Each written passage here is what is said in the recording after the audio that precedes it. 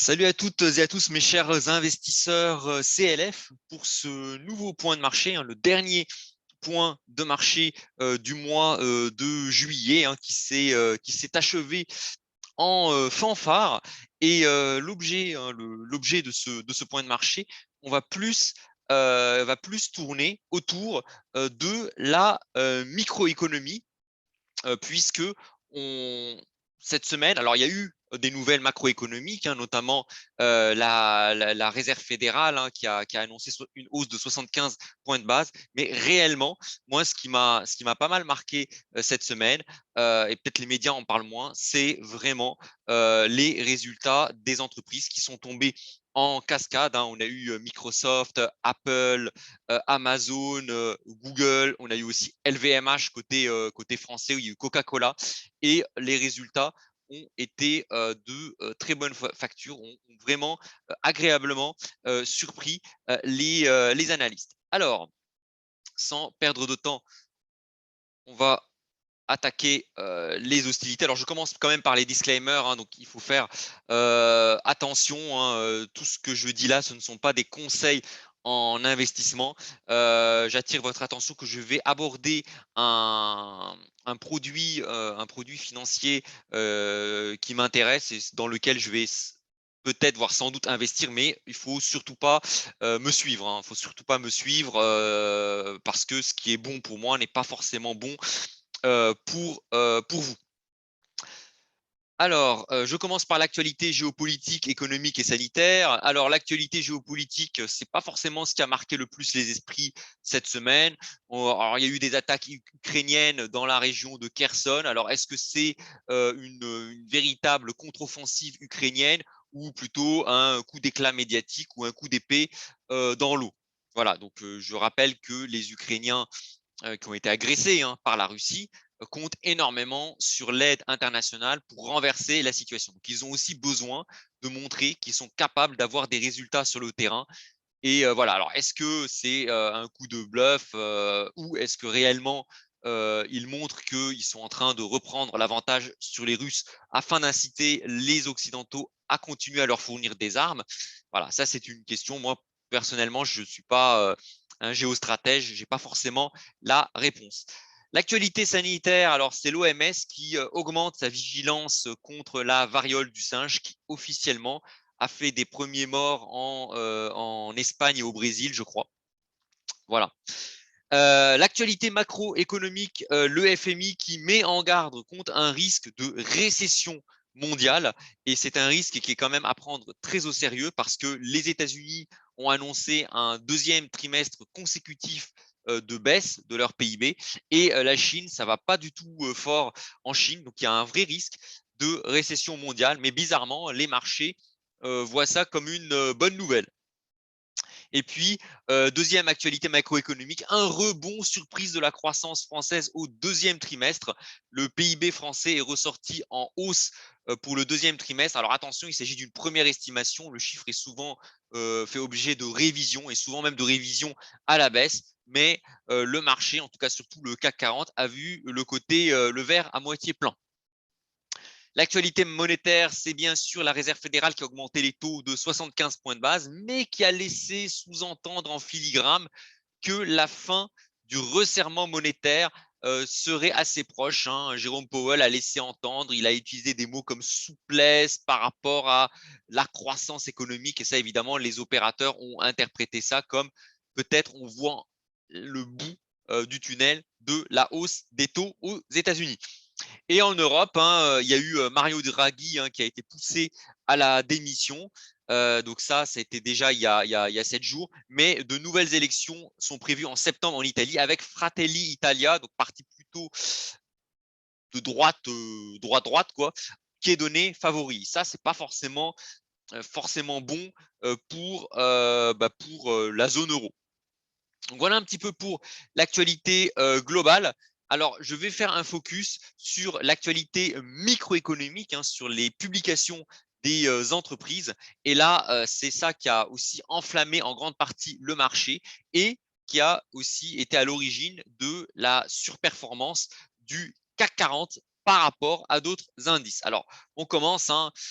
Alphabet, hein, donc Alphabet, c'est la maison mère de Google qui a marqué une hausse de 7,7% au lendemain de la publication de ventes publicitaires meilleures qu'attendues, donc de son moteur Google, ce qui apaise évidemment les inquiétudes des analystes qui se demandaient s'il n'y allait pas avoir un ralentissement du marché publicitaire.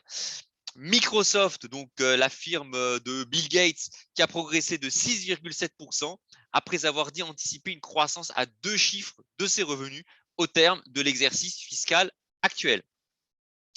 Texas Instruments qui a dévoilé des résultats et des prévisions plus favorables que prévu. Au deuxième trimestre, le fabricant de semi-conducteurs a vu son bénéfice net bondir de 19% à 2,29 milliards de dollars, soit 2,45 dollars par action. Donc, ce dernier a nettement dépassé le consensus, s'élevant à 2,13 dollars.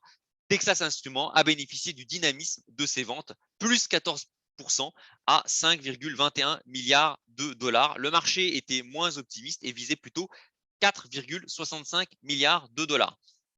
Amazon, la firme chère à Jeff Bezos, a aussi réalisé des résultats meilleurs qu'attendus et anticipe une forte hausse de ses bénéfices grâce aux hausses de ses abonnements, de ses forfaits d'abonnement. En Europe, les prix passeront en France de 5,99 à 6,99 euros par mois et de 49 à quasiment 70 euros par an. Au Royaume-Uni, la hausse passe de 79 livres à 95 livres par an. Et en Allemagne, on passe de 69 à quasiment 90 euros par an d'abonnement. Donc sur les forfaits Amazon, hein, c'est énorme, hein, c'est quasiment 20, 30% de hausse, hein, sur les forfaits annuels. Et ça, en fait, le marché voit ça très positivement parce qu'il interprète ça comme une capacité d'un grand nombre d'entreprises à impacter l'inflation sur le consommateur. Alors, autre résultat de bonne facture, Coca-Cola, qui a publié d'excellents chiffres largement supérieurs aux attentes avec de belles perspectives et des analystes qui anticipent que la marque n'aura aucun problème, là encore, à adapter ses prix à l'inflation. Alors, sur Amazon, ces hausses de prix, ça passe par la hausse de l'abonnement. Sur Microsoft, alors Microsoft a changé de stratégie. Moi, j'en sais quelque chose puisque j'ai Windows et j'ai Office. C'est-à-dire qu'avant, vous achetiez votre PC, vous avez une licence Microsoft qui était adaptée, qui durait avec la durée de vie de votre PC.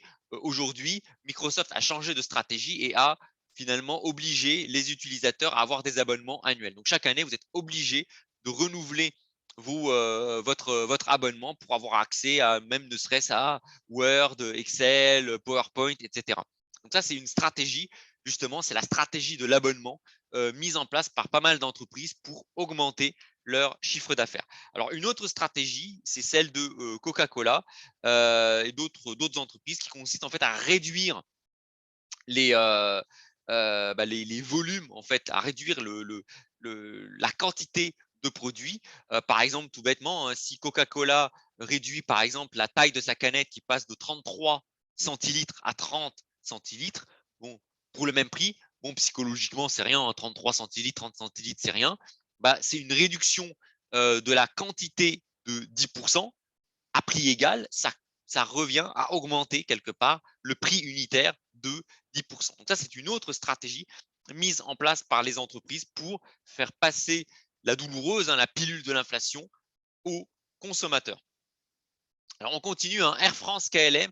Air France a annoncé ce matin avoir renoué avec des profits au deuxième trimestre, hein. Donc la compagnie a dégagé un bénéfice net de 324 millions d'euros sur la période entre avril et juin, contre une perte de quasiment 1,5 milliard d'euros sur le deuxième trimestre il y a un an, donc en 2021. Donc là encore, voilà, les compagnies aériennes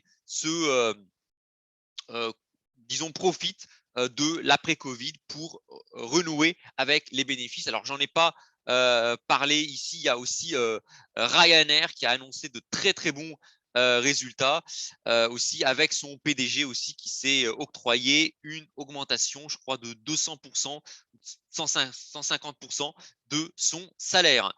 BNP Paribas, donc côté banque, BNP Paribas a réalisé un résultat net part du groupe de 5 285 millions d'euros au premier semestre 2022, en hausse de 13% par rapport au premier semestre 2021. Et hors résultat exceptionnel, il s'établit à 5 409 millions d'euros, en progression de 26,4%. Donc les banques aussi ont profité de la hausse des taux d'intérêt.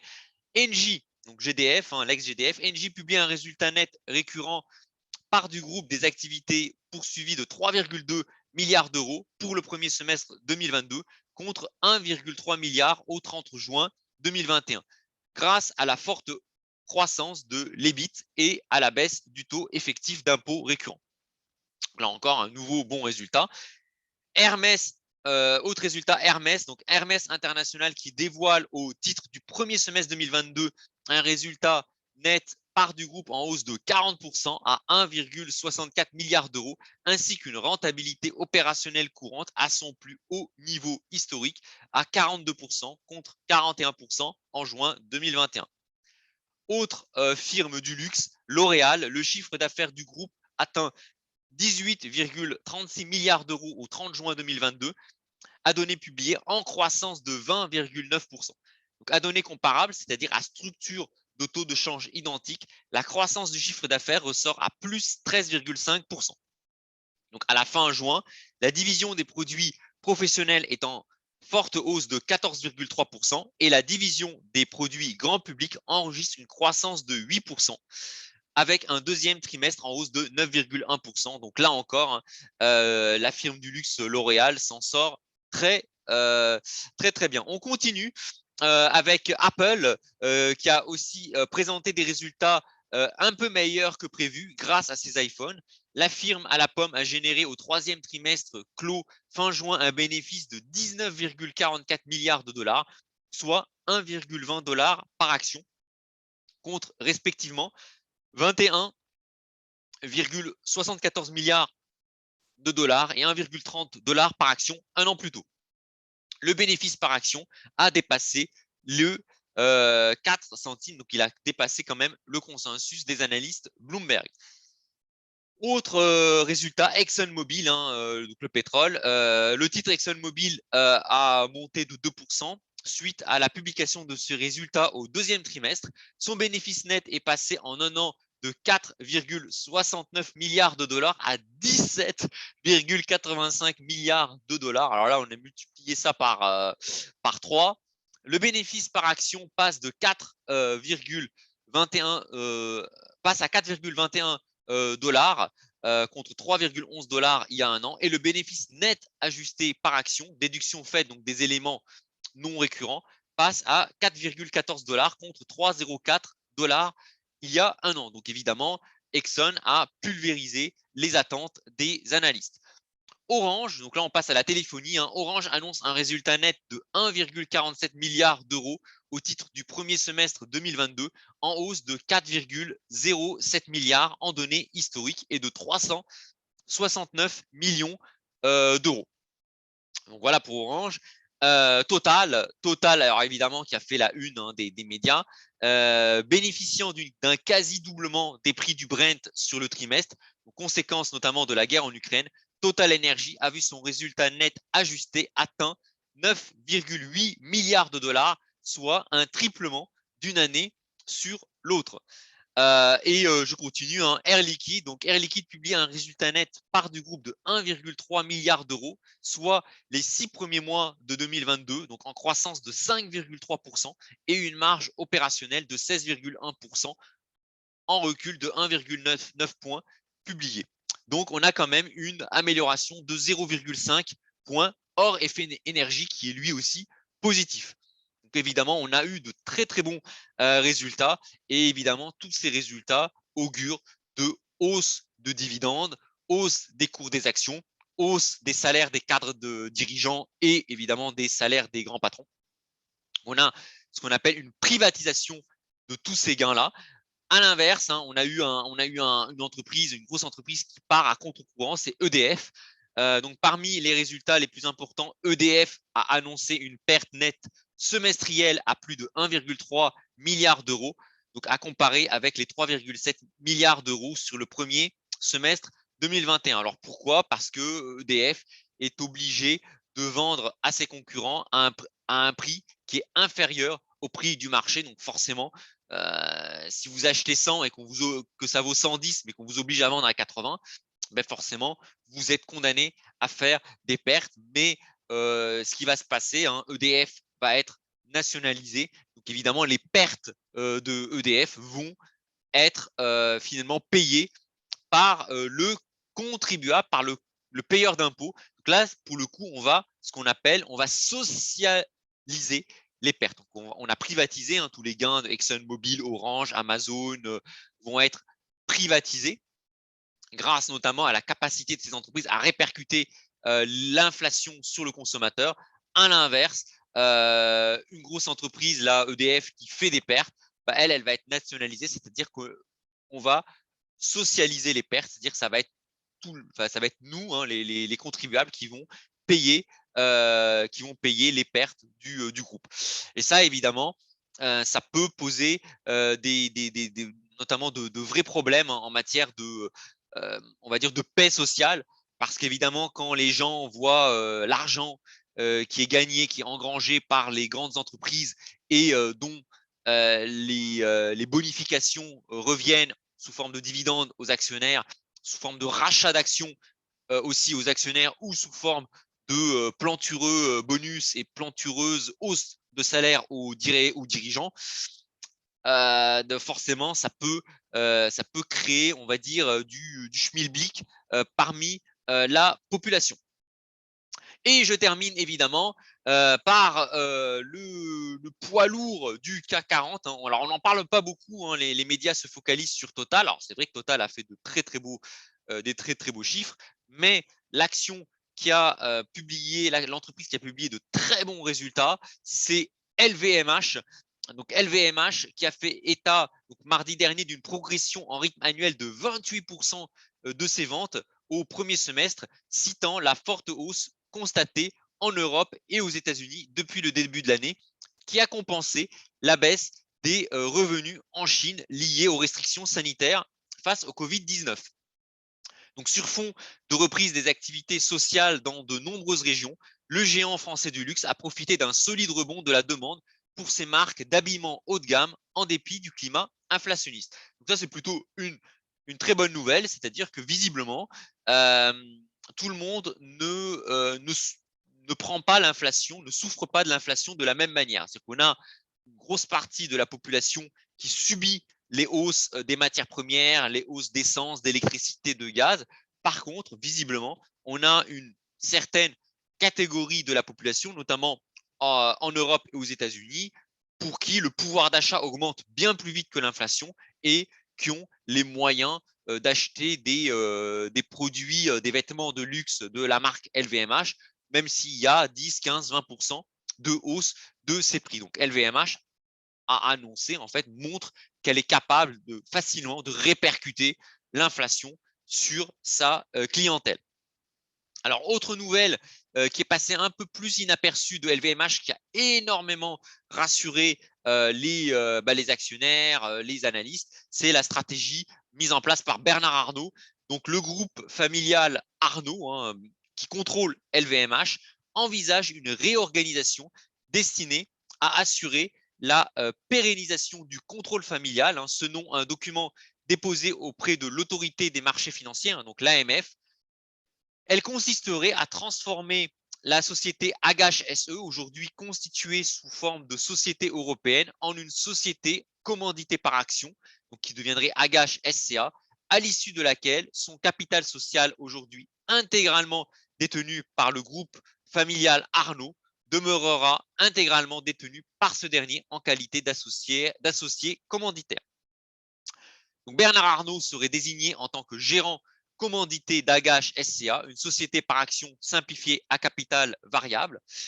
Agache Commandité SAS, associé commandité Agache SCA, serait créé et dont le capital social sera détenu à parité par les 5 enfants de Bernard Arnault, d'ores et déjà membre du groupe familial Arnault et qui a vocation à lui succéder en tant que gérant. Et enfin, pour finir, Bernard Arnault, âgé aujourd'hui de 73 ans, a aussi amendé les statuts afin de rester patron du groupe LVMH au moins jusqu'à ses 80 ans. Et ça, c'est quand même assez remarquable. Hein. On voit, alors ça a énormément rassuré les actionnaires. Hein. Alors, je rappelle, hein, LVMH est la plus grosse capitalisation française du CAC 40. Hein. On parle beaucoup de Total. Alors, Total a été longtemps la plus grosse capitalisation boursière du CAC 40, mais aujourd'hui, la plus grosse capitalisation du CAC, c'est LVMH. Et LVMH a publié de très bons résultats, une capacité à répercuter la hausse des prix sur le consommateur européen et américain, d'autant plus, hein, ce qui rassure les investisseurs, d'autant plus que la Chine, qui est quand même un gros client de LVMH, la Chine est en très grande difficulté. Et malgré cela, LVMH a publié de très bons résultats. Donc forcément, les analystes se disent, waouh, si déjà sans la Chine, qui est quand même un peu à l'arrêt à cause de ses problèmes d'immobilier, etc., LVMH avance, qu'est-ce que ça va être quand la Chine va repartir? Les bénéfices de LVMH vont encore augmenter. En premier point. Deuxième point, ce qui rassure aussi les analystes, c'est que LVMH sera, le contrôle de LVMH par la famille Arnault est quasiment assuré, hein, grâce à des, voyez, à des montages fiscaux, des montages juridiques. Hein, en fait, Bernard Arnault va pouvoir en fait transmettre le contrôle de LVMH. Hein. En plus, il va rester PDG jusqu'à ses 80 ans, donc il va permettre vraiment d'assurer le transfert de LVMH vers ses enfants. Donc, le groupe LVMH sera par ce montage possédé par ses 5 enfants, et en plus, hein, en passant par des sociétés, en utilisant plusieurs structures juridiques, ces enfants vont pouvoir reprendre le contrôle de LVMH sans payer, enfin en limitant au maximum les impôts sur les droits de succession. Parce que je rappelle que si vous avez, par exemple, on va dire, allez, 10 millions d'euros à transmettre à vos enfants, en fait, vos enfants vont quasiment payer 5 millions, hein, enfin 5 millions ou 4 millions, je crois, de droits de succession. Donc, à une échelle de 200, 200 milliards, hein, la fortune de Bernard Arnault, c'est à peu près 150, alors ça varie, hein, 150, 200 milliards. En théorie, ces enfants devraient payer quasiment 100 milliards, 25 milliards chacun à l'État, hein, 25 milliards de droits de succession. Et par ces montages, en fait, les enfants vont pouvoir limiter grandement l'impôt sur les successions et permettre justement d'assurer, hein, donc Bernard Arnault qui passe le témoin, le relais à ses enfants en limitant au maximum la fiscalité pour que ceux-ci gardent le contrôle justement de LVMH. Alors, il ne s'agit pas non plus, alors c'est ça un petit peu l'intelligence un peu de ce grand patron, il ne s'agit pas seulement d'un montage fiscal parce que Lagardère, il y a eu aussi, hein, la passation, hein, chez Lagardère de Jean-Luc Lagardère à Arnaud Lagardère. Fiscalement, c'était une réussite. Par contre, évidemment, la gestion de Arnaud Lagardère n'est pas aussi, est loin d'être aussi brillante que celle de son père. Là, ce qui est intéressant dans le cas de LVMH, c'est que Bernard Arnault a mis aussi aux commandes ses enfants. C'est-à-dire que ses enfants occupent aujourd'hui de grosses responsabilités au sein du groupe LVMH. Hein. Ils sont confrontés au terrain. Donc, on a un peu aussi une éducation transmise par Bernard Arnault à ses enfants, qui est assez exigeante. C'est pas, voilà, c'est pas ses enfants, c'est pas les riches héritiers qui foutent rien et qui reçoivent un pactole. C'est quand même, ils sont rapidement confrontés au terrain. Hein. Leur père les met au contact du terrain. Et ça, évidemment, les actionnaires le savent. Et ça, c'est rassurant. Ça rassure les analystes, ça rassure le marché parce que les marchés sentent que finalement, le passage de témoin de Bernard Arnault à ses enfants dans le contrôle de LVMH ne sera pas entravé par des problèmes fiscaux. Tout est fait pour que fiscalement la pilule passe et ne sera pas entravé par des problèmes logistiques parce que les enfants sont vraiment mis face à leurs responsabilités par leur père. Donc, on a vraiment une gestion familiale du groupe LVMH et ça, c'est pas forcément négatif pour les salariés. Pourquoi? Parce que si vaut mieux pour les salariés que LVMH reste sous contrôle familial avec gestion un peu paternaliste de l'entreprise, plutôt que les successeurs de Bernard Arnault se retrouvent avec énormément d'impôts à payer, ou qu'ils gèrent très mal l'entreprise et qu'ils soient obligés de revendre leur part à des fonds d'investissement étrangers qui vont découper LVMH et la revendre à leur tour en petits morceaux, qui va entraîner des délocalisations, des licenciements, etc. Là, avec cette structure, avec ce contrôle de Bernard Arnault sur LVMH et la succession, la transmission de l'entreprise à ses descendants via des montages fiscaux un peu compliqués, ça va permettre aussi finalement aux salariés de ne pas être trop sous pression en se demandant à quelle sauce ils vont être mangés, par qui ils vont être repris. Donc là, on a vraiment une mainmise de LVMH par la famille Arnault et par ses descendants. Donc ça, c'est quand même, voilà, il faut quand même reconnaître, alors qu'on l'aime ou qu'on l'aime pas, il faut reconnaître quand même cette capacité du patron de LVMH, de Bernard Arnault, à vraiment consolider ses conquêtes. Hein. Bernard Arnault a conquis le monde du luxe, hein. Il est monté dans le luxe. Hein. À la base, c'était plutôt quelqu'un qui était dans le BTP hein, via son père. Donc là, il est rentré dans le monde du luxe et progressivement, il a fait des conquêtes. Hein. Il a conquis, il a fait pas mal de rachats. Hein. Il a fait de la croissance externe. Et là, il consolide ses positions. D'un point de vue fiscal, il sécurise le montage fiscal et en même temps, il essaye de s'assurer que ses enfants reprennent bien en main la gestion du groupe.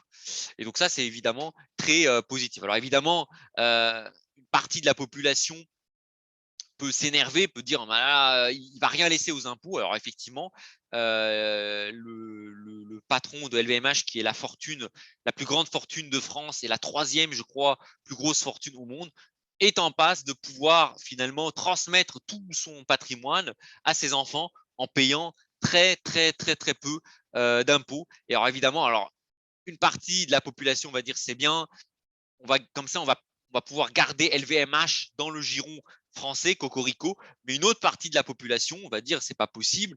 Il a déjà fait, il a fait foison, il a gagné autant d'argent que finalement un smicard mettra de plusieurs millions d'années à gagner. Et en plus, il va rien laisser quasiment, il va laisser très très peu au fisc, hein, au trésor français, il va laisser très peu à la solidarité nationale, il va pouvoir transmettre tout à ses enfants et effectivement une partie de la population peut s'énerver. Effectivement, je pense notamment aux représentants de la NUPES qui évidemment s'indignent sur le fait que 5 milliardaires français possèdent autant que 27 millions de Français. Notamment, par exemple, je pense à François Ruffin qui a fait un reportage sur LVMH et sur Bernard Arnault. Donc, effectivement, une partie de la population peut trouver ça révoltant, mais une autre partie de la population peut aussi trouver ça intéressant. Alors, les actionnaires, évidemment, qui profitent de la très bonne gestion de LVMH par Bernard Arnault, mais également pas mal de salariés de LVMH qui peuvent dormir tranquille en se disant que leurs emplois ne seront pas repris par un fonds de pension externe. Voilà. Donc, ça peut être intéressant pour celles et ceux les salariés qui travaillent chez LVMH. Hein. Qu'est-ce que vous pensez un petit peu de vos conditions de vie chez LVMH? Moi, je suis pas là pour vous dire c'est génial ou c'est pas bien. Je pense que les personnes les mieux placées pour juger un petit peu de leurs conditions de travail, de leurs conditions de sécurité de l'emploi au sein de LVMH, ce sont les salariés eux-mêmes. Hein. N'hésitez pas à laisser des commentaires si vous en avez. Voilà. Donc évidemment, en fait, en résumé, hein, sur la partie microéconomie, on voit clairement que les grosses entreprises, elles arrivent à encaisser très très bien le choc de l'inflation et même à engranger des bénéfices. Alors, la question qui se pose, pourquoi ces grands patrons réussissent alors que tant de personnes galèrent? Alors, quels enseignements tenir? Il y a 4 enseignements à retenir. Premier, il faut être le meilleur dans son domaine. Il n'y a rien de pire que d'être moyen dans son secteur. Il vaut mieux être un crack dans un secteur peu prestigieux que être à la traîne dans un secteur prestigieux. Et les entreprises comme LVMH, Microsoft, Google, Facebook, Amazon Tesla, SpaceX se sont toutes imposées dans leur secteur respectif. Jeff Bezos, par exemple, était trader dans une grande banque, ça peu de gens le savent. Il a tout plaqué pour créer un commerce de vente de livres. Et quand il a annoncé, c'est la petite boutade, quand il a annoncé à son patron, donc le chef de la salle de trading, le chef des traders, qu'il souhaitait quitter la banque pour monter un business, quand le patron de la banque, du trading lui a dit qu'est-ce que vous voulez faire? Et là, Jeff Bezos lui dit je veux monter un commerce de vente de livres de particulier à particulier. C'est très marrant, le chef du trading, il lui a dit ça semble intéressant, mais a priori, vous allez beaucoup moins gagner votre vie qu'en restant ici.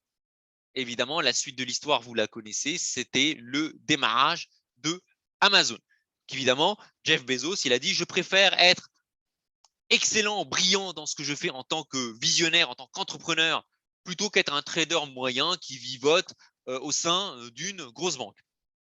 Ça, c'est le premier point, être le meilleur dans le domaine que vous exercez. Il n'y a pas de honte, il n'y a pas de sous-métier. Par contre, quelle que soit la spécialité, c'est un petit peu ce que je dis à mes enfants. Moi, je ne suis pas là à dire à mes enfants, il faut faire ce métier, il faut faire ce métier. Moi, je laisse une carte blanche à mes filles pour faire ce qu'elles ont envie de faire. Par contre, moi, ce que je leur dis, quoi que vous fassiez, essayez d'être la meilleure dans ce que vous faites. Ne soyez pas à la traîne de ce que vous faites. Soyez la meilleure dans ce que vous faites. Premier point. Deuxième point, il faut se diversifier, la diversification. Et là, l'exemple, c'est LVMH qui a subi de plein fouet la crise du Covid, qui subit actuellement la crise économique en Chine, mais la diversification internationale du groupe lui permet de compenser les mauvais résultats en Chine par d'excellents résultats en Europe. Et si un jour l'Europe devait ralentir, par exemple avec la guerre en Ukraine, LVMH pourra se rabattre aux États-Unis et en Asie. Deuxième point. Troisième point, acquérir des actifs. Il faut arrêter de penser que vous allez vous enrichir en achetant des voitures de marque, des super vêtements, des piscines, etc., etc.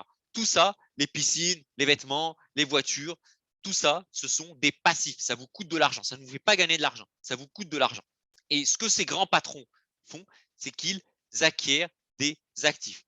Bill Gates, Bernard Arnault, Jeff Bezos, Elon Musk ne cherchent pas à acquérir du cash, mais des actifs immobiliers, parts de marché, des brevets, des nouvelles technologies qui sont insensibles aux atermoiements de la monnaie.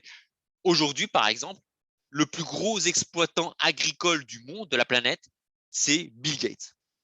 Ça peut paraître incroyable, parce que Bill Gates, il a fait ses armes dans l'informatique, Microsoft, mais qu'est-ce qu'il a fait? C'est qu'il a diversifié son patrimoine. Il n'a pas gardé son patrimoine en cash bêtement. Il a acheté des terres agricoles. Et aujourd'hui, le plus grand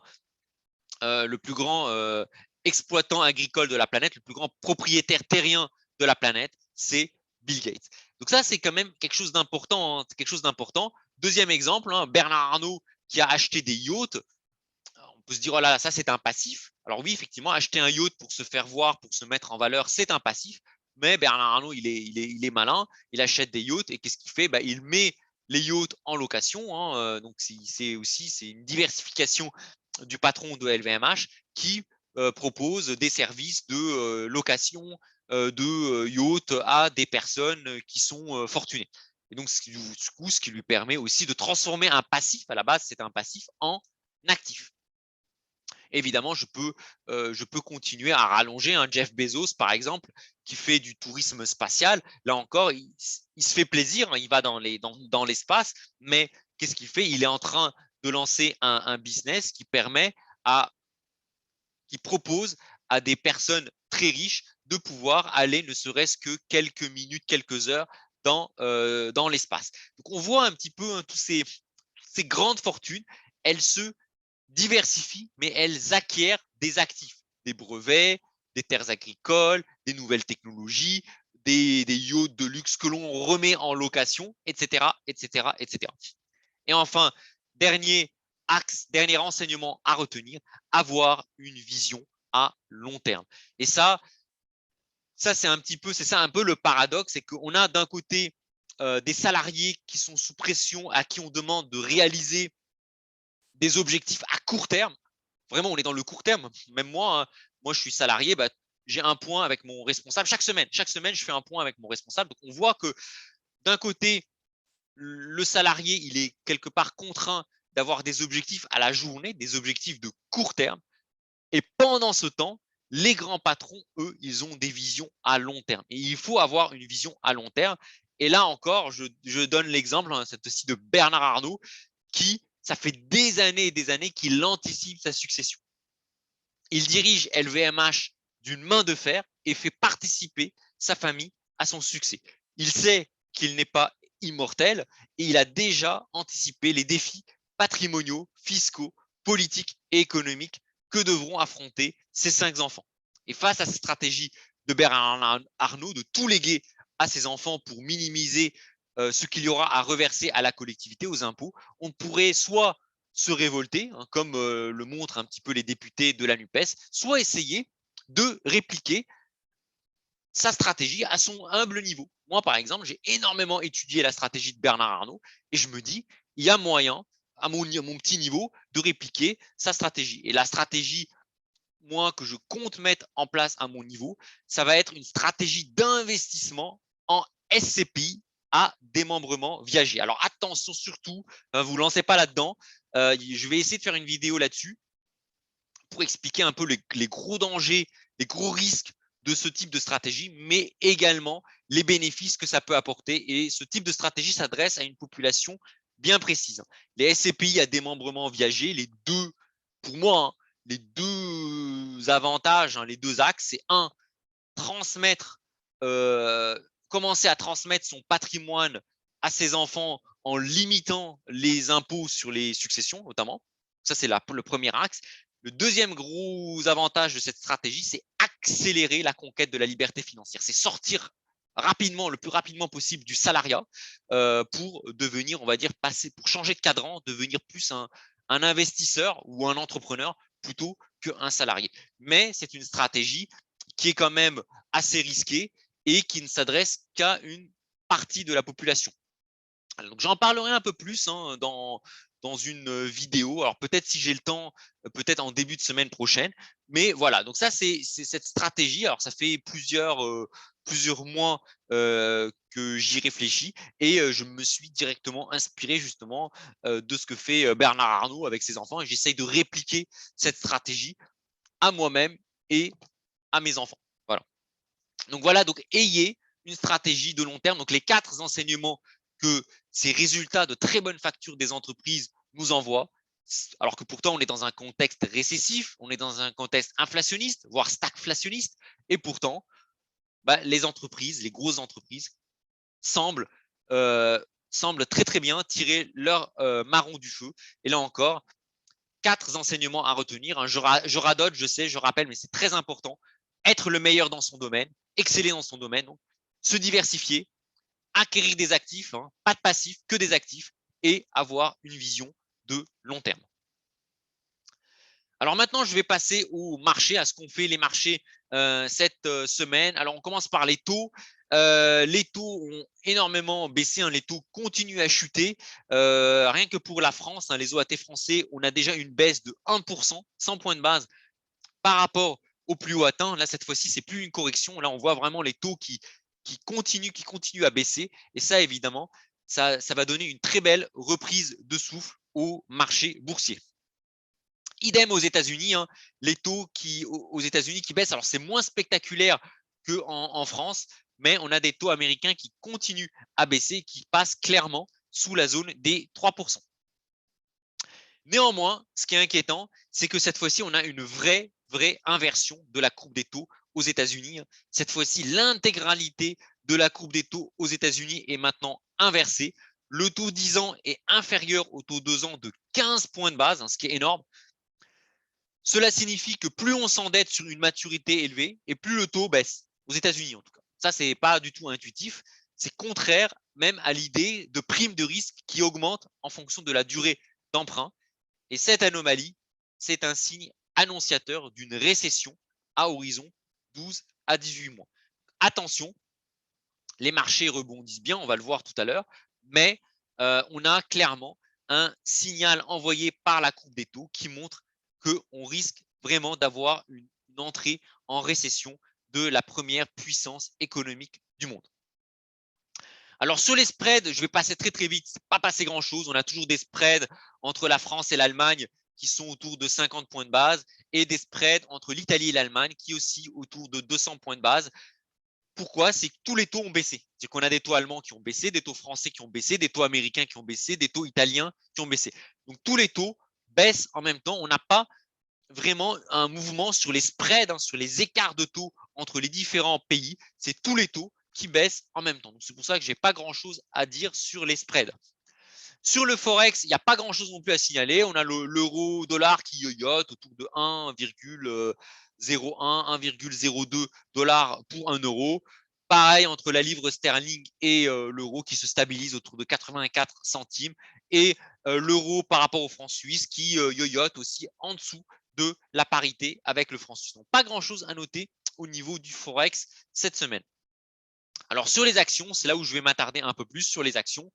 On a le CAC 40 qui explose à la hausse, qui a vraiment regardé un petit peu en pas horaire. On a eu une première accélération haussière autour de 6200 points. Et alors là, on a eu un rallye en 2 jours. On est passé de 6002 à quasiment 6500 points, 300 points de hausse en ligne droite. Ça a été le festival. Alors évidemment, je vais passer assez vite. Première source de hausse du CAC 40, c'est les résultats des entreprises et LVMH qui pèse énormément. LVMH pèse, c'est la plus grosse capitalisation qui a clairement envoyé un signal au marché montrant que les grosses entreprises du CAC 40, elles sont capables de toujours s'arranger pour payer moins d'impôts, faire plus de bénéfices, être capables, malgré l'inflation, de passer les augmentations de prix aux consommateurs.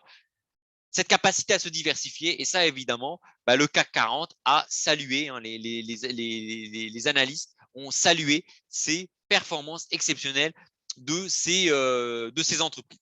L'autre point qui est commun aussi aux autres indices, c'est que les marchés anticipent que les banques centrales ne pourront pas continuer à relever les taux d'intérêt de manière éternelle.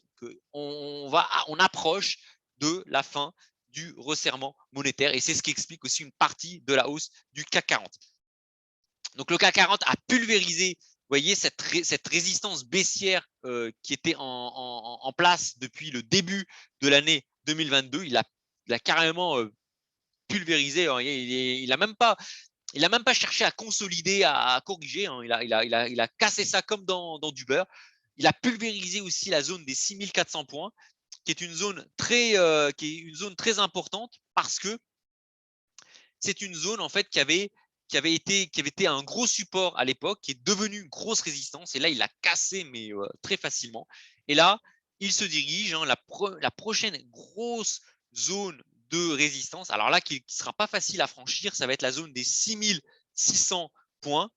Pourquoi? Alors, la zone des 6600 points, elle marque en fait la cassure du CAC 40 après le déclenchement de la crise de la guerre en Ukraine. Donc, si le CAC 40 passe les 6600 points, ça enverra un signal comme quoi les grosses entreprises du CAC 40 n'ont même pas souffert, ne souffrent même pas de la guerre en Ukraine. Donc ça envoie un signal très très fort. Si le CAC 40 casse les 6600 points, ça voudra dire que finalement le CAC 40, comme le Covid, il a surmonté la crise du Covid sans problème. Là, il surmonte la guerre en Ukraine qui est quand même aux portes de l'Europe sans aucun problème aussi. Donc la zone des 6600 points, c'est la prochaine zone à surveiller. Et puis plus symbolique, la zone des 6666 points, qui est aussi une autre résistance importante à franchir et qui pour moi correspond au seuil d'atteinte de la liberté financière. Donc, ça veut dire que si le CAC 40 repasse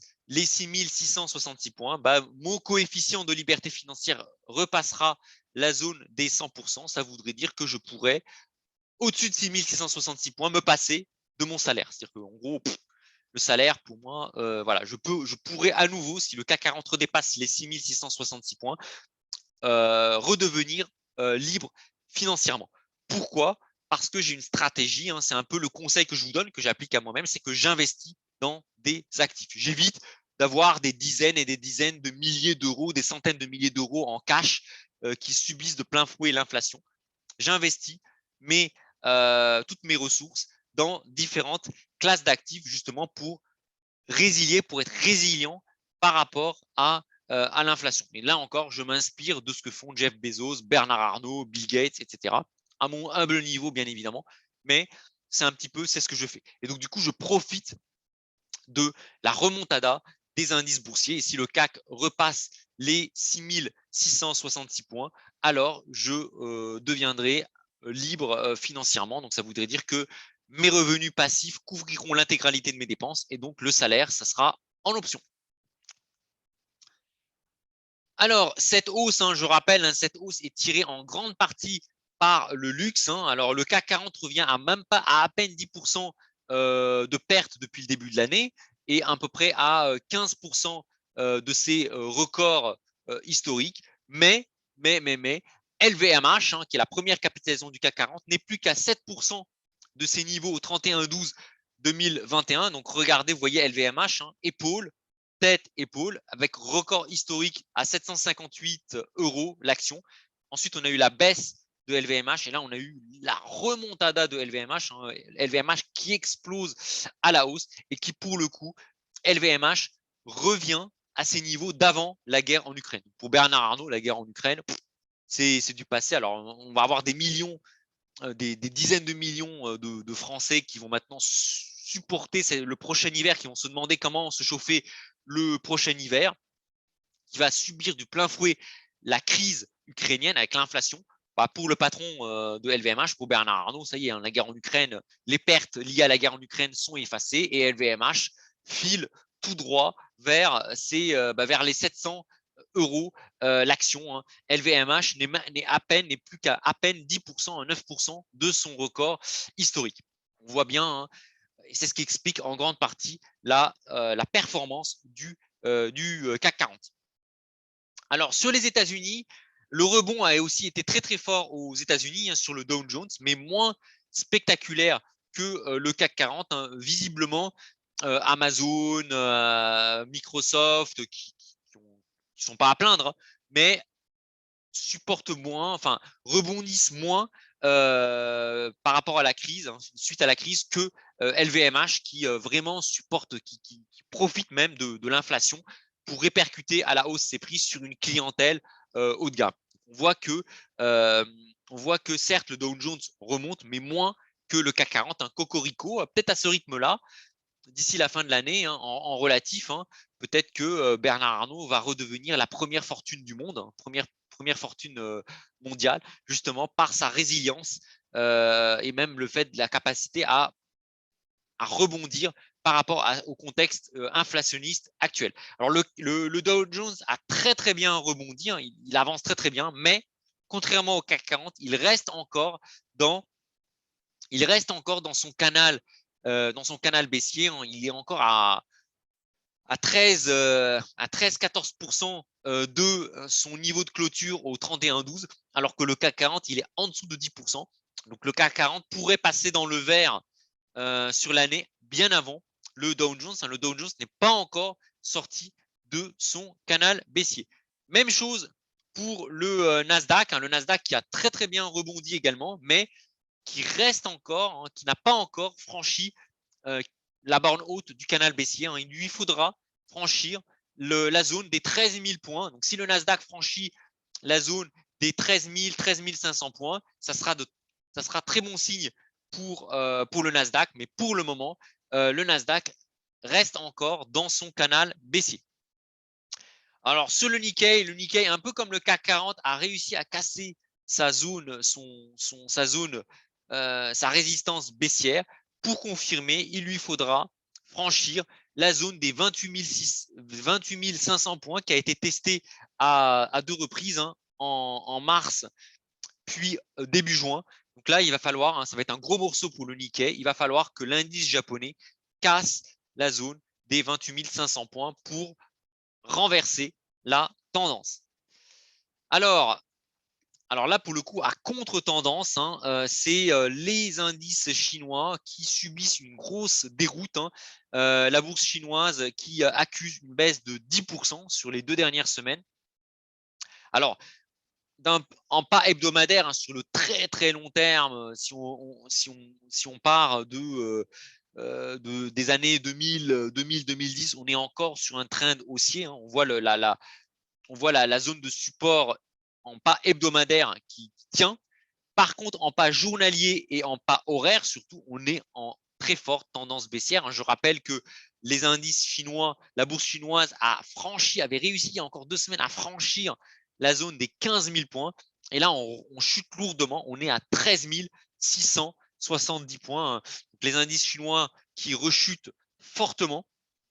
Et là, on va sans doute retester, hein, la zone des 13 000 points. Donc, il va falloir vraiment que les bourses chinoises tiennent la zone des 13 000 points pour ne pas invalider la tendance haussière de très long terme de la bourse chinoise. Alors, pourquoi la bourse chinoise est à contre-courant des autres places boursières? Parce que la bourse chinoise est engluée dans une énorme crise immobilière. J'en parlais déjà la semaine dernière. Alors je parlais d'Evergrande, mais il y a énormément de promoteurs chinois qui sont au bord de l'asphyxie financière, qui ne terminent pas les chantiers, qui n'arrivent pas à terminer les chantiers, faute de liquidité, faute de trésorerie. Des dizaines de millions de Chinois ne sont pas livrés, hein. Ils doivent normalement emménager dans des nouveaux logements. Ils ne peuvent pas y emménager parce que les logements n'ont pas été finis les travaux ne sont pas finis, les travaux ont même été abandonnés en cours de route.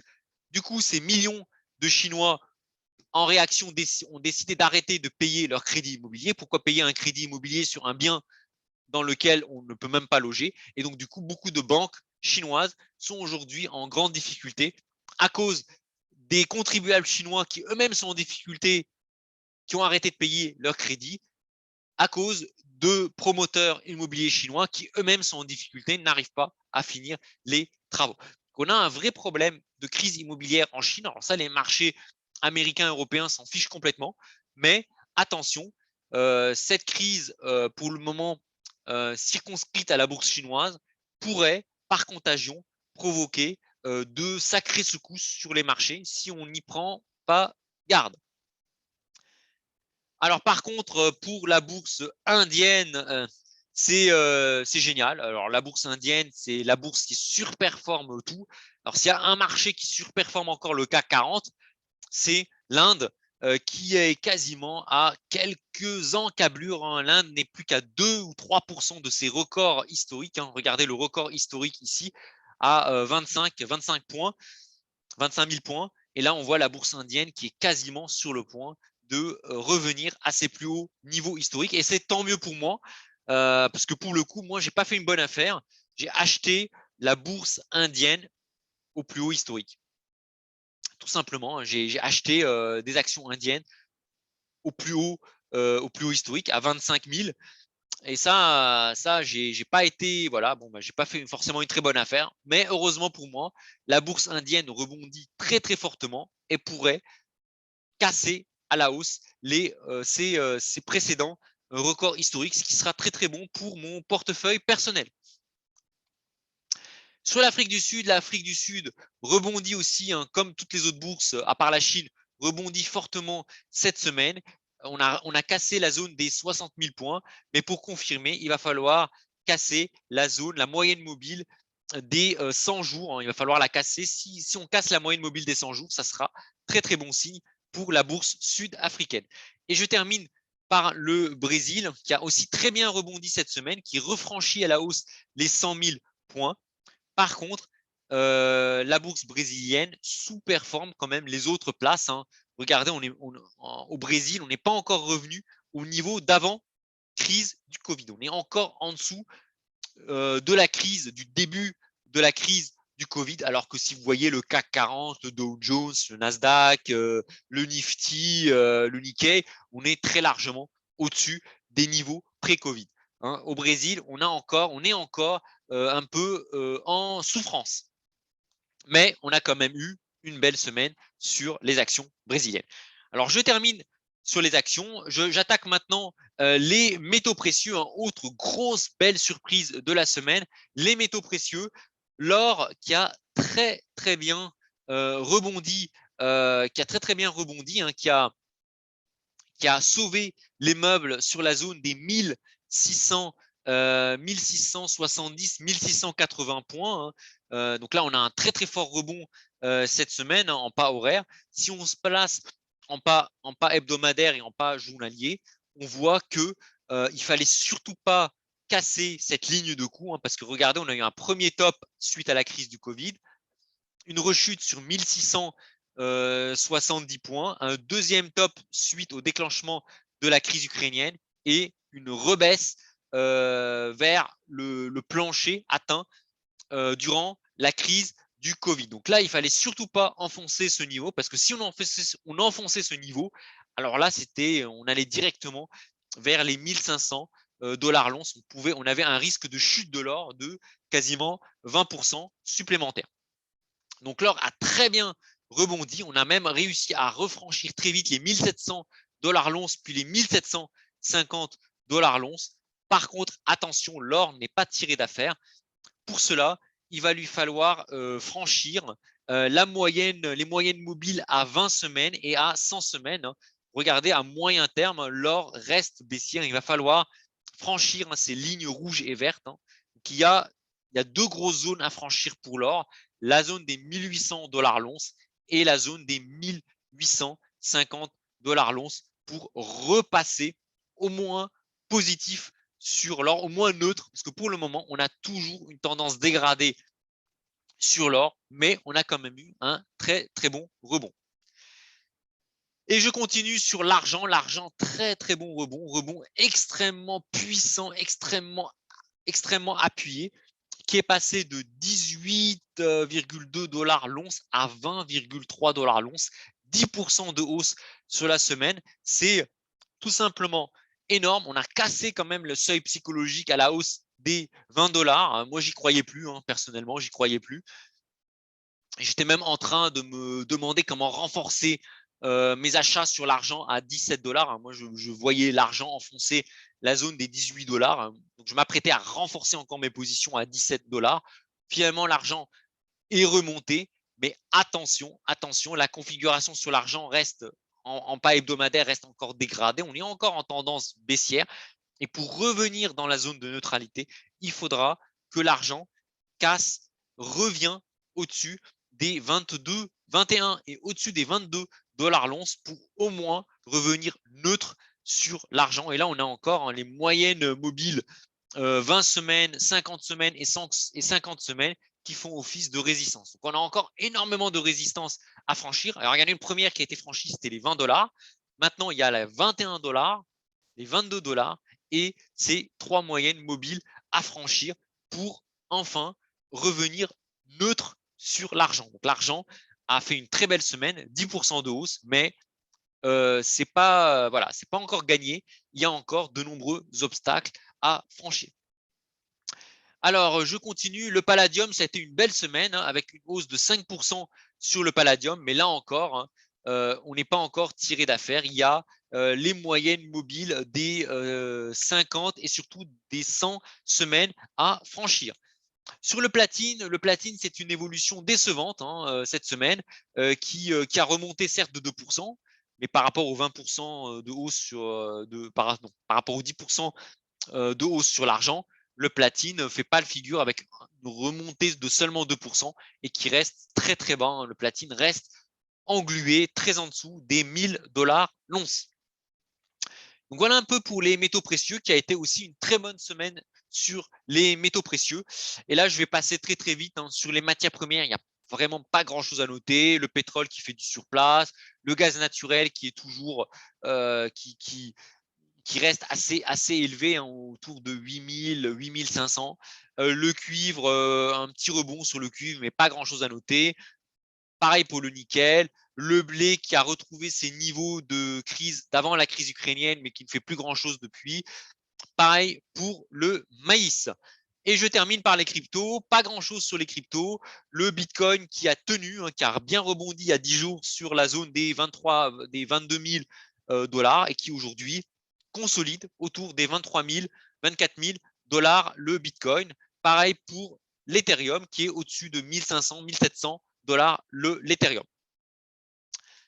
Donc, en conclusion, les taux baissent très fortement. Ça a été une semaine marquée par une forte baisse des taux, des spreads qui font pas grand-chose, qui se stabilisent, l'euro qui stabilise aussi un peu au-dessus de la parité, les actions qui s'envolent partout, quasiment partout, à part la Chine, les actions s'envolent avec, à noter, une surperformance du CAC 40 tirée par LVMH qui a vraiment publié des résultats énormes et qui a rassuré les investisseurs quant à la capacité de Bernard Arnault à transmettre son patrimoine à ses enfants sans trop de casse fiscale.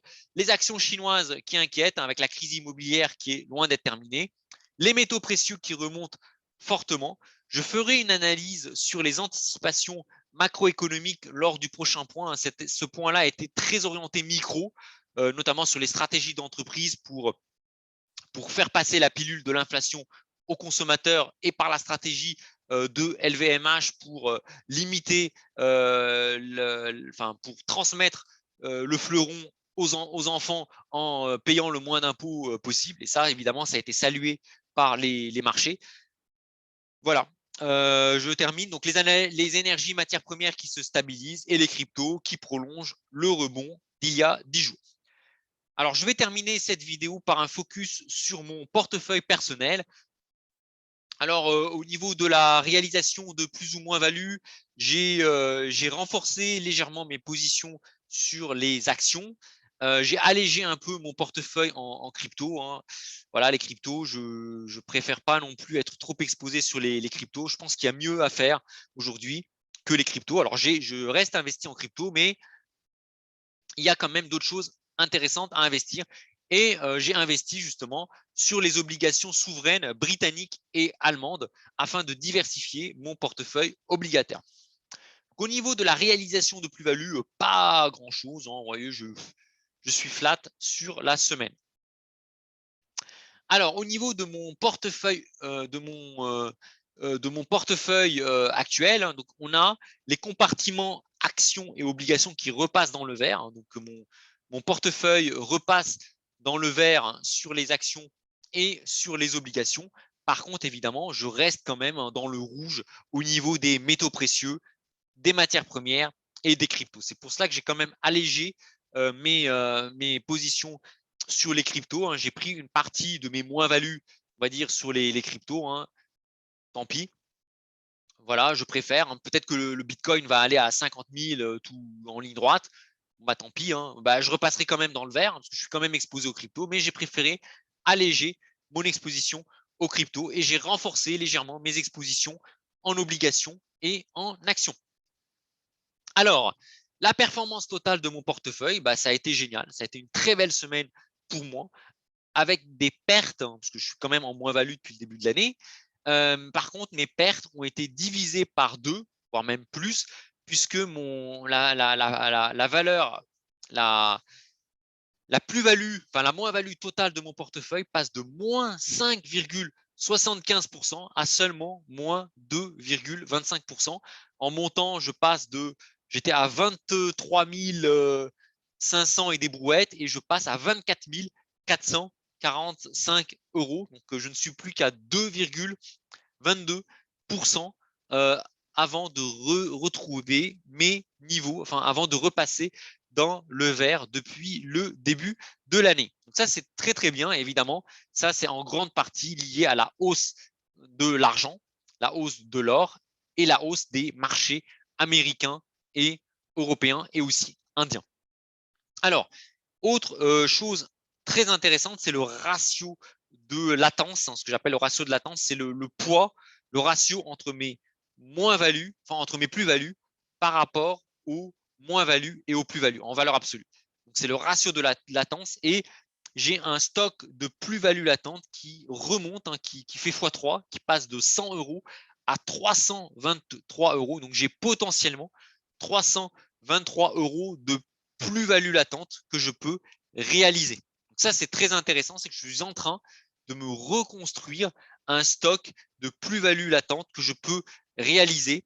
Et ça, c'est important d'avoir sous la pédale des plus-values latentes que l'on peut réaliser pour pallier, par exemple, à un imprévu de la vie, tout simplement.